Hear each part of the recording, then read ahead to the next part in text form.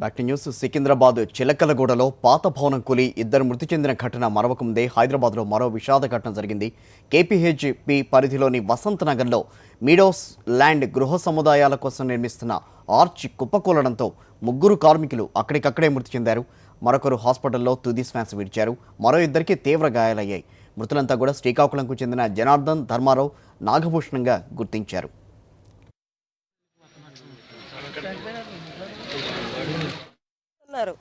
ఆ 10 మంది ఉంటే ఆ కట్లు సరిగ్గా లేవు, అది సౌండ్ లేదు, ఒక్కసారి మొత్తం కింద కూలిపోయింది. ఆ పైన ఉన్న వాళ్ళకి మొత్తము ఇవన్నీ జారిపోయినవి, తల పగిలిపోయినవి, చేతులు ఇరిగిపోయినవి. ఒక 5 మందికి ఇక్కడ ముగ్గురు చచ్చిపోయినారు, ఇంకొకటి హాస్పిటల్లో చచ్చిపోయినాడు.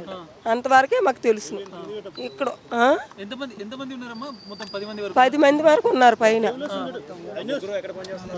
అందరం ఇక్కడే చేస్తాను. ఇలాగా 3 స్టెప్పుల మీద వస్తుంది కదా సార్. ఇప్పుడు 3 స్టెప్పుల మీద 3 గోవాలు వస్తాయి కదా. ఆ 3 గోవాల మీద ఒక్కొక్క గోవా మీద 2 ఉన్నారు, 6 పైన ఉన్నారు, 3 9 మనిషి ఉన్నారు. మేమే బిల్డింగ్లు కాలాలన్నీ మేమే పోసినాం సార్. 15 మంది. మేము శ్రీకాకుళము ఉండేది ముసాపేట నుంచి వస్తాము.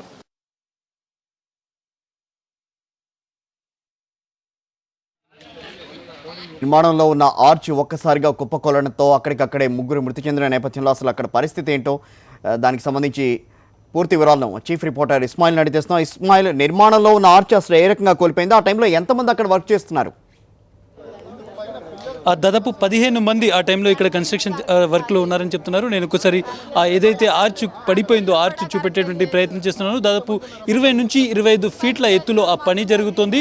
ఒక అపార్ట్మెంట్, మిడో ల్యాండ్ అనేటువంటి అపార్ట్మెంట్ కన్స్ట్రక్షన్ కంప్లీట్ అయింది. దానికి ముందు భాగంలో గేట్ పెట్టేటువంటి ప్రాంతంలో ఈ ఆర్చ్ నిర్మిస్తున్నారు. అయితే ఆర్చ్కి సంబంధించిన పిల్లర్లు మాత్రం వేశారు.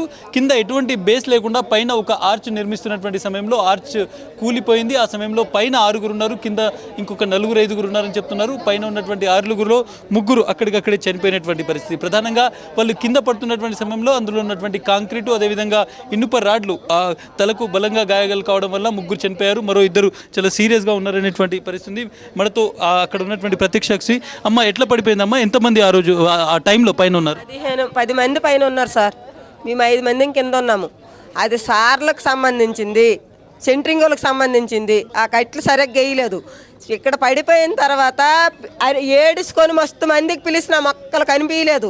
అది ప్రాణం కాలు ఇస్తారా? వాళ్ళ ప్రాణం పోతే అని సమాధానం ఎవరు చెప్తారు? 3 ప్రాణాలు పోయినవి, ఒక్క బిల్లర్ ఇంతవరకు రాలేదు. ఎటు వెళ్ళిపోయినాడు? వాళ్ళు చచ్చిపోయినారా? ఎక్కడ చచ్చిపోయినారు? ఇప్పుడు ఎవరెవరమ్మా చనిపోయిన వాళ్ళు? ఎవరు? ఇక్కడ ఆయన ఒకడు, మా బావ ఒకడు, ఇంకొక ఆయన ఒకడు, 3 చనిపోయినారు. పేరేంటమ్మా? మా బావ పేరు నాగభూషణ.